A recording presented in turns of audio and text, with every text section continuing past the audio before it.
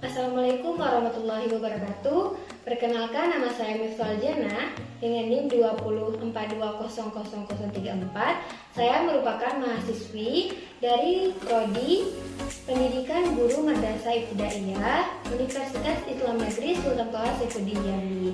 Di sini saya akan melakukan praktek mengajar saya, yakni pembelajaran bahasa Indonesia tentang unsur intrinsik dalam cerpen.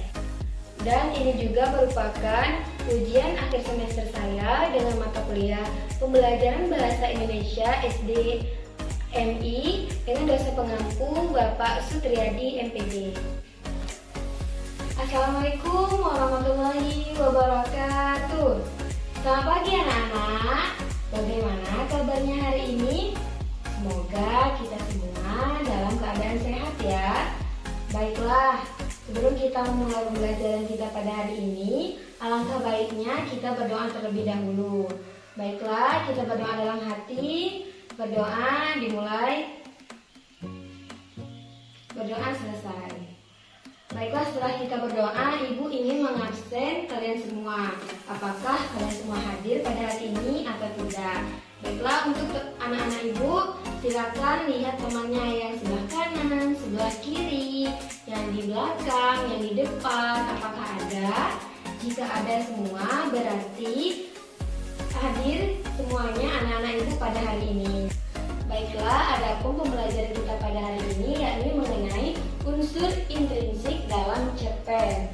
Sebelum kita memulai tentang materi kita pada hari ini, Ibu ingin bertanya kepada kalian semua, siapa yang ingat materi kita pada minggu kemarin? Kita membahas tentang apa? Nah, benar sekali Dipa, kita membahas tentang kalimat tanya.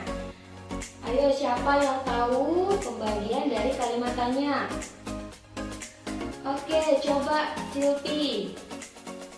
Oke, benar sekali. Kalimat tanya yaitu pertama apa, siapa, bagaimana, mengapa, kapan, dan di mana. Oke, setelah kita mengetahui pembelajaran kita minggu kemarin, adapun tujuan kita pembelajaran hari ini yakni tujuannya supaya anak-anak Ibu mengetahui apa saja unsur-unsur intrinsik itu dan apa itu cerpen dan apa saja ciri-ciri dalam sebuah cerpen. Baiklah, kita langsung saja untuk materinya pada hari ini yakni unsur intrinsik cerpen. Sebelum itu, Ibu ingin bertanya dahulu, apakah anak-anak Ibu sudah pernah membaca cerpen? Oke, Mita bilang dia sudah pernah membaca cerpen. Tentang apa? Kalau boleh Ibu tahu? Oh, tentang persahabatan. Ayo, siapa lagi? Oke, Nurul. Kalau boleh tahu tentang apa ceritanya? Cerita cerpennya? Oke, tentang pendidikan. Itulah sepertinya anak-anak Ibu semua sudah pernah membaca cerpen. Di sini Ibu akan menjelaskan apa itu cerpen. Cerpen ialah cerita pendek yang mempunyai alur ringkas dan jelas. Cerpen biasanya hanya memiliki satu konflik saja dan ceritanya bisa berhubungan dengan waktu, tempat, dan hubungan antar tokoh. Baiklah, setelah kalian mengetahui apa itu pengertian dari cerpen, coba ulangi apa itu pengertian cerpen. Nabil. Oke, benar sekali. Nabil bilang cerpen ialah cerita pendek yang mempunyai alur ringkas dan jelas. Oke, selanjutnya kita akan membahas tentang ciri-ciri cerpen. Adapun ciri-ciri dari cerpen yaitu jumlah katanya kurang dari 10.000 kata dan mempunyai unsur-unsur pembangun. Adapun unsur-unsur pembangun dalam cerpen yaitu ada dua, yaitu unsur intrinsik dan unsur ekstrinsik. Unsur intrinsik ialah unsur pembangun yang ada dalam cerpen itu sendiri, yang meliputi tema, penokohan atau tokoh, latar, alur, sudut pandang, amanat, dan gaya bahasa. Sedangkan unsur ekstrinsik ialah unsur yang berada dari luar karya sastra, seperti biografi pengarang, ataupun gaya bahasa pengarang. Baiklah, setelah kita mengetahui pengertian, ciri-ciri, dan unsur pembangunan cerpen, hari ini Ibu Husut akan membahas tentang unsur intrinsik dalam cerpen.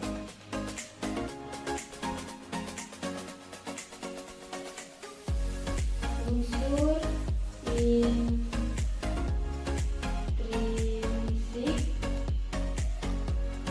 dalam cerpen. Baiklah, tadi sudah Ibu jelaskan mengenai pengertian dari unsur intrinsik. Unsur intrinsik ialah unsur pembangun yang ada dalam sebuah cerita cerpen itu sendiri. Unsur intrinsik yang pertama yaitu tema. Tema ialah ide pokok atau gagasan utama yang ada dalam sebuah cerita cerpen. Unsur intrinsik yang kedua yaitu tokoh atau penokohan. Tokoh ialah pelaku atau pemeran yang ada dalam sebuah cerpen. Sedangkan penokohan ialah perilaku atau watak tokoh yang ada dalam sebuah cerpen. Yang ketiga yaitu latar. Latar terbagi tiga, yaitu latar tempat, latar waktu, dan latar suasana. Latar tempat ialah berkaitan dengan di mana peristiwa itu terjadi.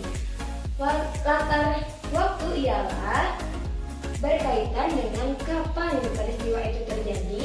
Dan yang ketiga yaitu latar suasana, yaitu berkaitan dengan perasaan atau suasana peristiwa itu terjadi. Dan yang keempat yaitu alur. Alur terbagi tiga. Dan pengertian alur ialah serangkaian peristiwa yang terjadi dalam sebuah cerpen.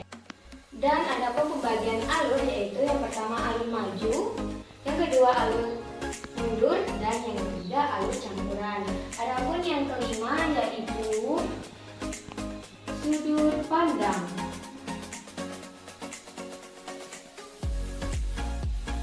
Sudut pandang ialah pandangan penulis terhadap cerpen.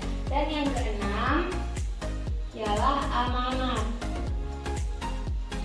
Amanat ialah pesan moral yang ingin disampaikan penulis melalui sebuah cerpen. Dan yang terakhir ialah gaya bahasa.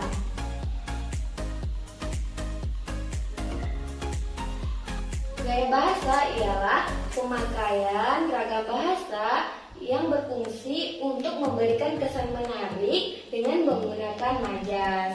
Itulah macam-macam dari unsur intrinsik dalam sebuah cerpen. Yang pertama yaitu tema, yang kedua tokoh atau penokohan, yang ketiga latar, yang keempat alur, yang kelima sudut pandang, yang keenam amanat, dan yang ketujuh gaya bahasa.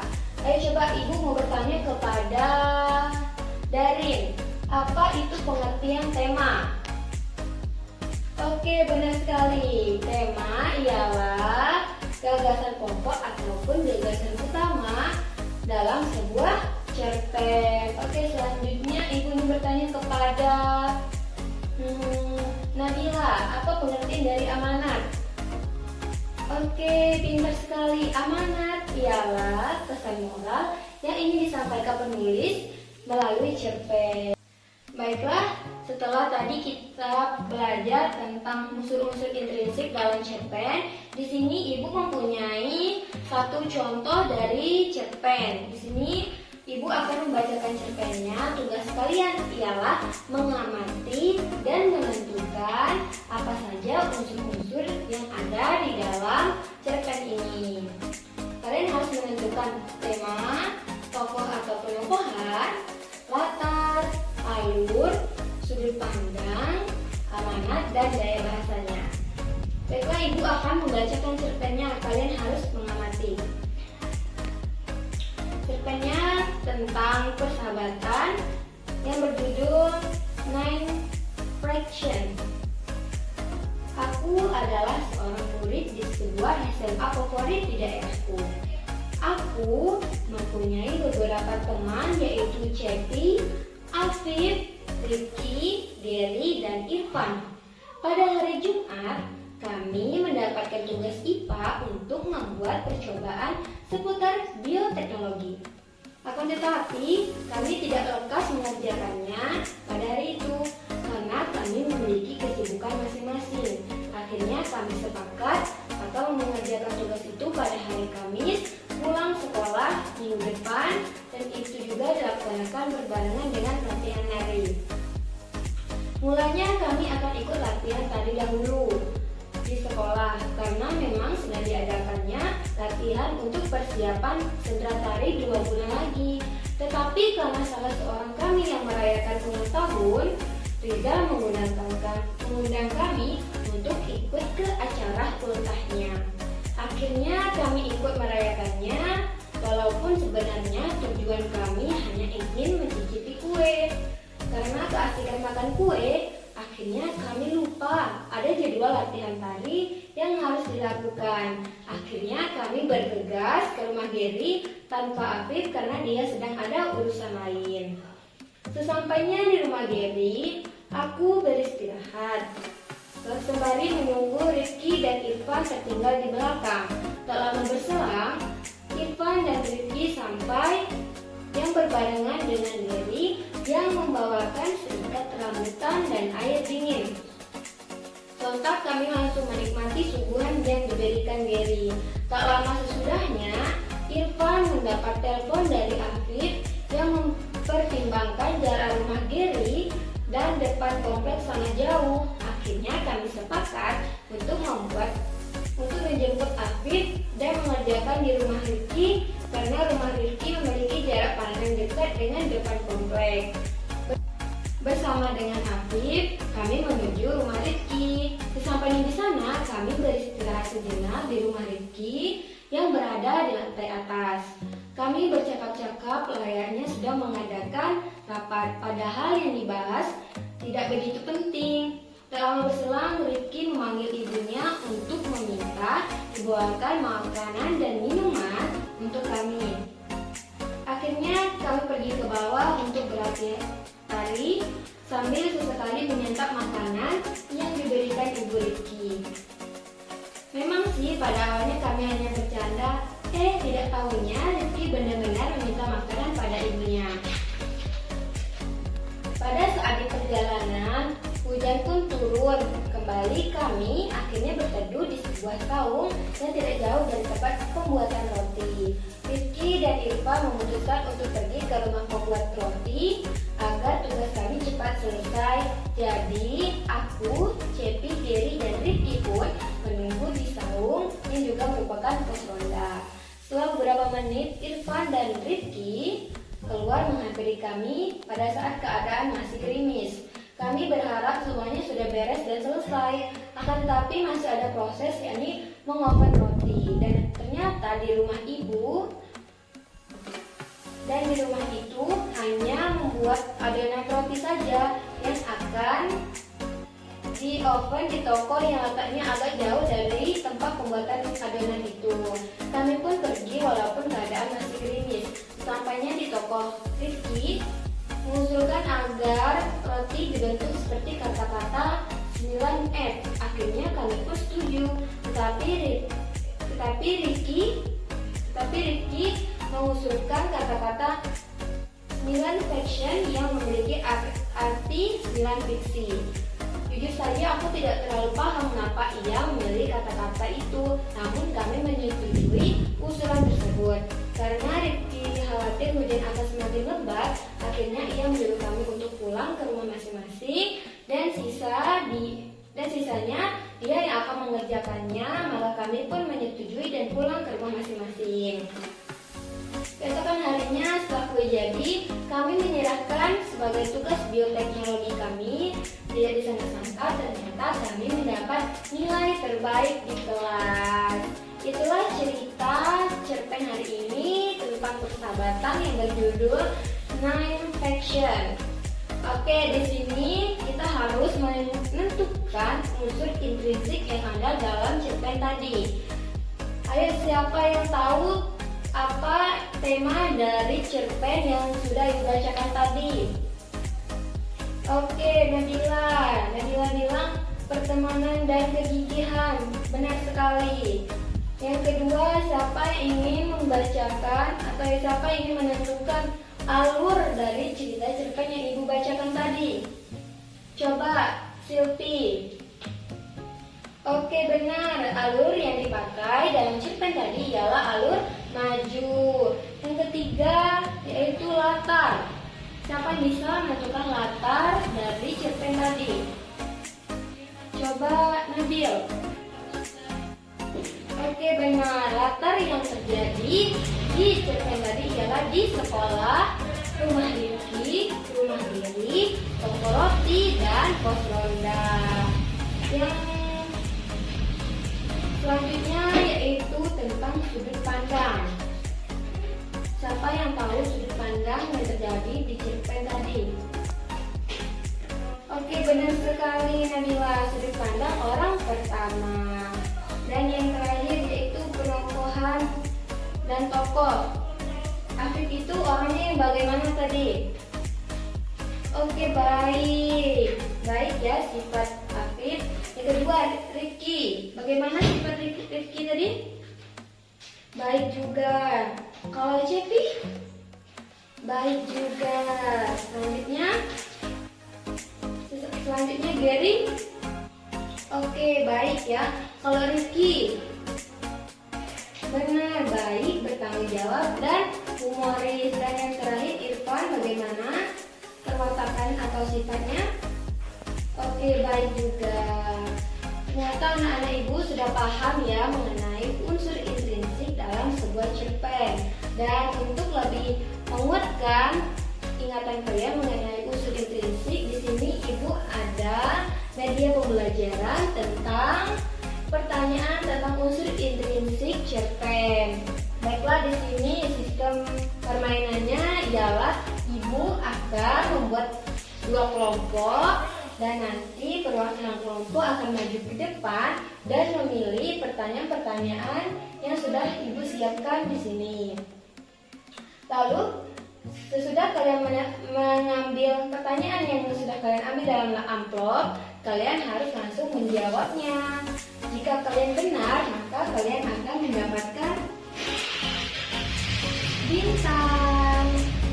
Siapa yang bintangnya terbanyak, maka akan jadi pemenangnya pada pembelajaran kita pada hari ini. Apakah sudah paham? Oke, ibu akan membentuk kelompoknya. Oke, kelompok pertama, ayo siapa perwakilannya maju? Oke, kelompok pertama mendapatkan pertanyaan, apa pengertian tema? Ayo coba jawab.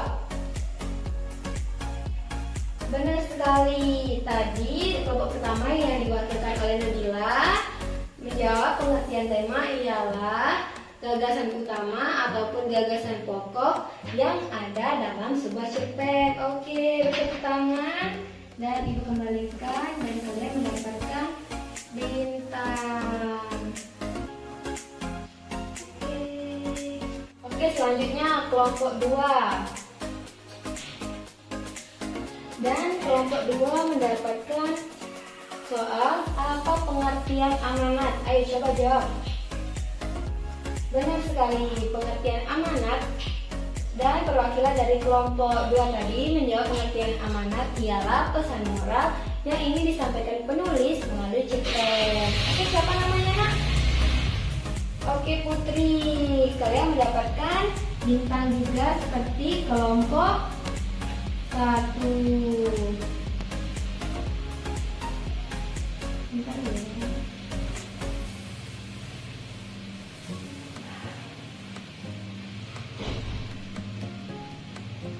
Oke, sekarang skornya 1 sama ya. Dan untuk selanjutnya kelompok 1 lagi maju. Dan begitu pun seterusnya. Baiklah, setelah kita tadi bermain media pembelajaran tentang unsur intrinsik cerpen, dan tadi juga ibu sudah menjelaskan mengenai unsur-unsur dalam cerpen ataupun unsur intrinsik dalam cerpen. Apakah dari materi yang sudah ibu sampaikan tadi Ada yang ingin ditanyakan? Sepertinya tidak ada, karena anak-anak ibu sudah paham apa itu unsur intrinsik dalam cerpen.